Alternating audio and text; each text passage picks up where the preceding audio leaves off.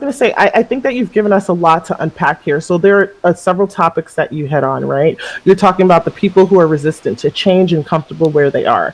Then we're talking about the fact that there isn't enough variety for men, whether it's athleisure wear or more formal wear. It seems to be the same stuff over and over again. And the question is, do men really shop? And I think that we have to throw this back to Rick, because Rick, you make unisex items. You make items, clothes and hairs for both men and women. Tell us about the sales. Who buys more? In my case, it's more men's stuff, because there is a huge need for men's hair, for example, that I'm focusing on, and I really see the biggest sales in the men's hairstyles and the clothes actually too. But women also shop, but the thing is, there is so much competition in the women's fashion industry, and everybody wants to get the highest quality, and it's really hard to keep up with the quality. So yeah, there are some stores that are really dominating the market at the moment when it comes to, for example, clothes for women. So that is also a field that I stopped working on, because there is so much clothes for women that I said, you know what, I will make clothes for men, but not for women anymore, because it's just, there's too much for women, or the competition is too big for me, so to say. That is the reason why I stepped out. I've known you, I've known Alantori, I've known Rick to be more. I never knew he had women's stuff there. Okay, so I was saying this in response to an earlier comment that Jetta made, which is there isn't a lot of variety for males. And I used to cover, and unfortunately I can't cover it now because we're sheltering in place, and then my house with my son is too noisy, and that note card comes out at 10:30 SLT time, so it's prime time in my house. But I used to record the Happy Weekend sale, and I was excited because they had something specifically for men. They had a section for unisex and specific male items, and I said, listen, every video I say, guys, look, we have something here for you, please be sure to tune in. And guess what it was? Joggers every single week. And I would get so frustrated. Like, don't get me wrong, it's like that meme says, when you see a male walking out the door with a white crisp t-shirt and gray sweats, you're like, where are you going dressed like a slut? Like, I'm into it. I like the bulge, I like the thottiness for men, but your hip bone showing. But guys, I need to see you in more than sweatpants, so creators, please take note. And shorts. And shorts too, shorts in the winter time. And then what are the things that the guys wear in the winter? They all had like these Parker coats and jeans on. That's it. There was no variation either. What's wrong with the Parker coats? But what should we wear then? I mean, shall we wear dresses or something? Or?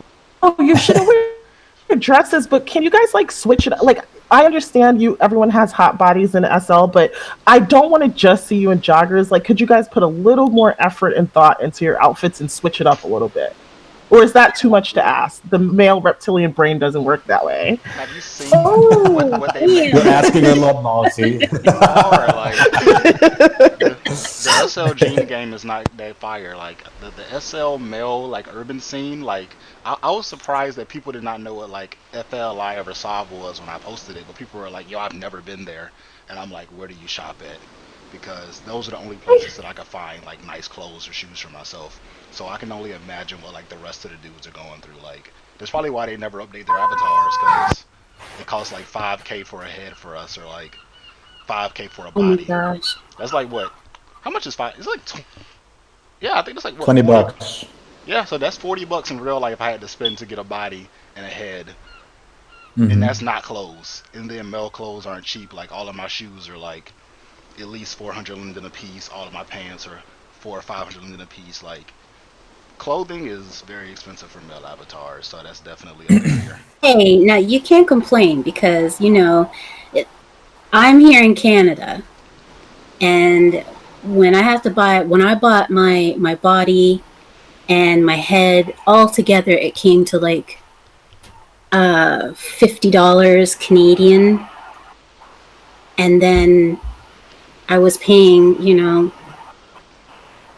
what, 250 or something like that for a monotone pack of hair of one style. And I'm like, it was cheaper. It's cheaper than, when you get down to it, than IMVU, which I used to be on. Same. Because you have to go and buy every color separately.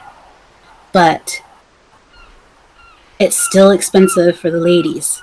So question. So, and you know how often we change.